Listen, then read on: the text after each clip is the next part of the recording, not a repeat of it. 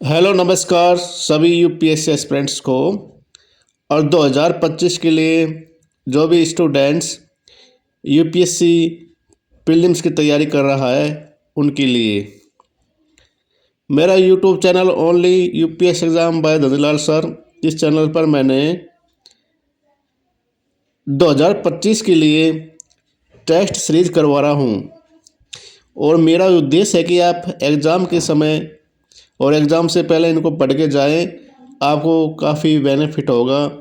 क्योंकि यूपीएससी की क्वेश्चन ज़्यादातर इन्हीं भागों से बनाती है, जैसे पॉलिटी में मूल अधिकार, राजनीति निर्देशक तत्व है, मूल कर्तव्य और parliament, supreme court, high court, Panchayati Raj और केंद्र के पास शक्तियाँ, राज्य के पास शक्तियाँ, संप्रति सूचियाँ और संवैधानिक निकाय, असंवैधानिक निकाय और जो लेटेस्ट पॉलिटी से संबंधित जो करंट अफेयर्स होती है उनसे क्वेश्चन बनाती है। अब हम क्वेश्चन नंबर 51 देख लेते हैं। ये टेस्ट सीरीज 6 है 2025 के लिए। निम्नलिखित बिंदुओं पर विचार कीजिए। संवैधानिक प्रावधान और अपनाया गया। ऑप्शन 1 मूल अधिकार फ्रांस। ऑप्शन 2 राज्य की नीति निर्देशक तत्व है आयरलैंड। ऑप्शन 3 केंद्र के पास अवशिष्ट शक्तियाँ कनाडा। ऑप्शन 4 सरकार की संसदीय स्वरूप कनाडा। उपयुक्त में से कितने सही सम्मिलित है? तो इसमें राइट आंसर है ऑप्शन सी। जो मूल अधिकार हैं वह संयुक्त राज्य अमेरिका से लिए गए हैं। राज्य की नीति निर्देशक तत्व आयरलैंड से लिए गए हैं। केंद्र के पास अवशिष्ट शक्तियाँ कनाडा से लिए गई है और सरकार का संसदीय स्वरूप भी कनाडा से लिया गया है। तो इसमें राइट आंसर है ऑप्शन सी। चारों में से 3 कथन सही है। एक बार हम कंप्लीट इसकी व्याख्या देख लेते हैं कि आपको और जगह से तैयारी ना करनी पड़े। जैसे भारत शासन अधिनियम 1935 से लिए गए, संघीय व्यवस्था, राज्यपाल का पद, न्यायपालिका, लोक सेवा आयोग, आपातकालीन प्रावधान, प्रशासनिक विवरण इत्यादि। ब्रिटिश संविधान से लिए गया है संसदीय सरकार, विधि का शासन, विधायी प्रक्रिया, एकल नागरिकता, कैबिनेट प्रणाली और विशेषाधिकार, संसदीय विशेषाधिकार, द्विसदनवाद।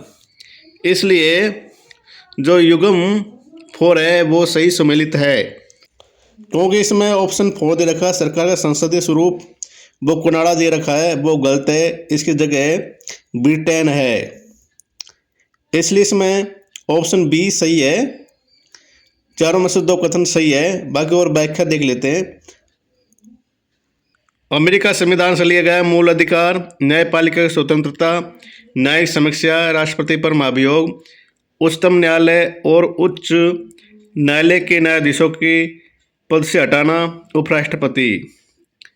आयरलैंड के संविधान से लिया गया है हमने राज्य के नीति निर्देशक तत्व है राज्यसभा के लिए सदस्यों का नामांकन, राष्ट्रपति के चुनाव की विधि।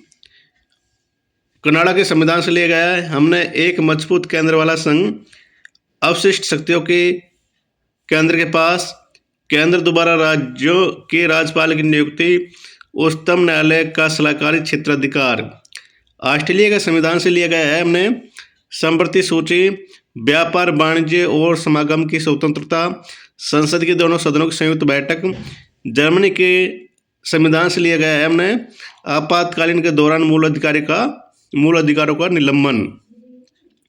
सोवियत संविधान से लिया गया है मूल कर्तव्य, प्रस्तावना न्याय का आदर्श, सामाजिक, आर्थिक और राजनीतिक। फ्रांस के संविधान से लिया गया है प्रस्तावना में गणतंत्र और स्वतंत्रता, समानता और बंधुत्व का आदर्श। और दक्षिण अफ्रीका के संविधान से लिया गया है हमने संविधान में संशोधन की प्रक्रिया, राज्यसभा के सदस्यों के निर्वाचन प्रक्रिया। जापान का संविधान से लिया गया है विधि द्वारा स्थापित प्रक्रिया। इसलिए हमारा जो क्वेश्चन 51 है उसमें चारों में से 2 ऑप्शन सही है, बाकी 2 ऑप्शन गलत है, वो मैंने आपको बता दिया। नेक्स्ट क्वेश्चन, राज्य मानवाधिकार आयोग के संदर्भ में निम्नलिखित कथनों पर विचार कीजिए। ऑप्शन 1, राज्य मानव अधिकार आयोग को सिविल न्यायालय की सभी शक्तियां प्राप्त है और इसकी कार्रवाई या न्यायिक प्रकृति की होती है। ऑप्शन 2, SHRC केवल राज्य सूची में उल्लिखित विषयों के संबंध में ही मानव अधिकारों के उल्लंघन की जांच कर सकता है। ऑप्शन 3, SHRC के अध्यक्ष और सदस्यों की पुनर्नियुक्ति के लिए पात्र नहीं होते हैं। उपरोक्त कथनों में से कितने सही है? तो इसमें राइट आंसर है ऑप्शन ए, केवल एक कथन ही सही है। कौन सा? ऑप्शन 1, जो राज्य मानव अधिकार आयोग है उसकी सभी शक्तियां प्राप्त हैं सिविल न्यायालय की और इसकी कार्रवाई न्यायिक प्रकृति की होती है। जबकि राज्य मानवाधिकार आयोग ऑप्शन 2 इसलिए गलत है क्योंकि राज्य सूची में उल्लिखित विषय और समवर्ती सूची से संबंधित विषयों पर भी मानव अधिकारों के उल्लंघन की जांच कर सकता है और जो राज्य मानव अधिकार आयोग के सदस्य हैं और अध्यक्ष हैं वो पुनर्नियुक्ति के लिए पात्र होते हैं। किसमें?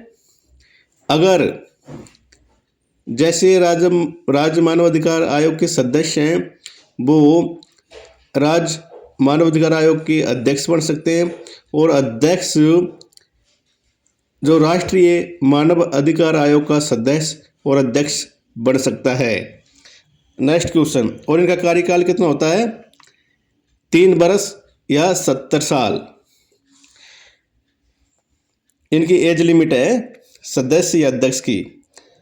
क्वेश्चन नंबर 53, संविधान के मूल ढांचे के सिद्धांत के संदर्भ में निम्नलिखित कथनों पर विचार कीजिए। ऑप्शन 1, यह संविधान में संशोधन करने के संसद के अधिकार को सीमित करता है।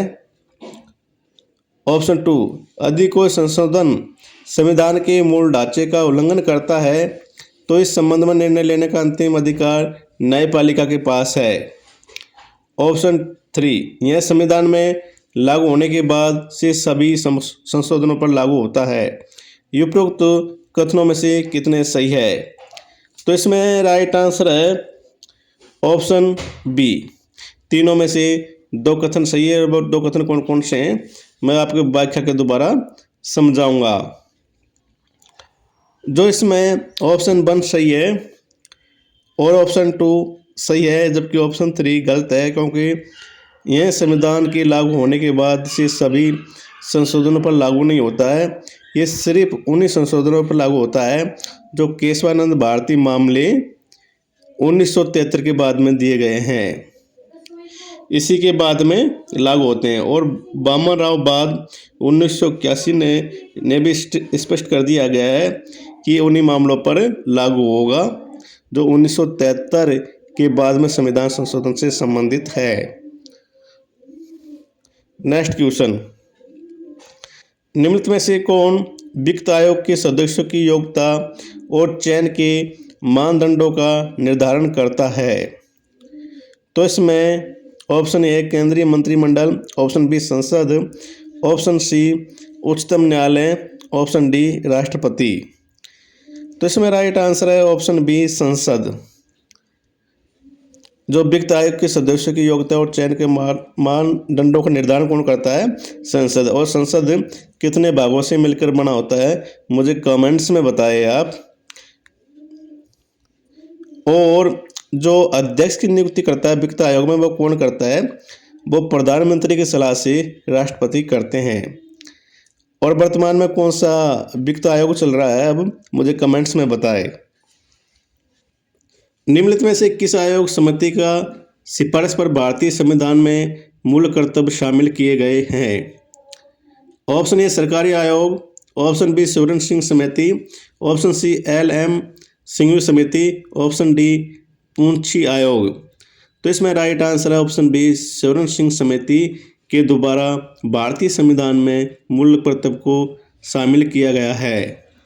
अब मुझे कमेंट्स में ये बताएं, कभी कभी मूल कर्तव्य पर क्वेश्चन बहुत आते हैं, आपको इनको देखना पड़ेगा और याद भी करना पड़ेगा। टोटल अभी मूल कर्तव्य है 11 और संविधान में कितने थे? जो 1942वें संविधान 1976 दोबारा जोड़े गए थे संविधान के भाग 4 में और आर्टिकल 51 के में, तो कितने थे? शुरुआत में 10 थे और फिर 86वें संविधान संशोधन अधिनियम 2000 दोबारा एक मूल कर्तव्य भी जोड़ा गया है, उसका आप मुझे नाम बताएं। और इनसे यूपीएससी क्वेश्चन बना लेती है कभी कभी कि ये मूल कर्तव्य है या राजनीति निर्देशक तत्व है या मूल अधिकार है, तो इसलिए आप पढ़ के जाए। आज मैं आपको सिर्फ 5 क्वेश्चन की क्यूज पढ़ा रहा हूँ, कल मेरा नेक्स्ट पार्ट आएगा। प्लीज़ चैनल को आप लाइक सब्सक्राइब शेयर ज़रूर करें और कोई कमी हो तो मुझे बताएं। Thank you so much.